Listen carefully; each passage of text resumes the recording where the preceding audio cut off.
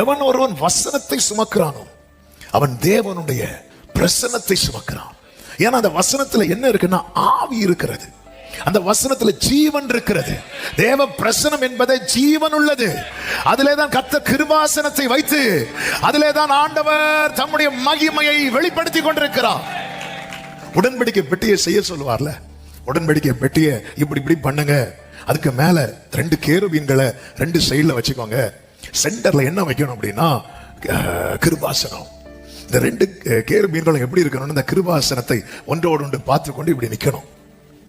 அது கிருபாசனம். அதுல இருந்து கர்த்தர் பேசுவார். அந்த உடன்படிக்கை பெட்டிக்குள்ள என்ன இருக்கணும் அப்படின்னா கர்த்தர் எழுதி கொடுத்த கற்பலகைகள் இருக்கணும், வார்த்தை இருக்கணும், உள்ள வார்த்தை இருக்கணும். உள்ள வார்த்தை இருந்தா அதை சுத்தி அப்படி பிரசனம் கவர் பண்ணும். இதான் உடன்படிக்கை பற்றி பிரசனம். உங்க வாழ்க்கையில வார்த்தை இருக்குமானால் ஆமா நீங்க தான் உடன்படிக்கை பற்றி. உங்க மேல கிருபாசனம் இருக்கும். ஆமா உங்களை சுற்றி தூதர்களுடைய பாதுகாவல் இருக்கும். வசனத்தை உடையவன் பரலோக பார்வையில விலையேற பெற்றவன்.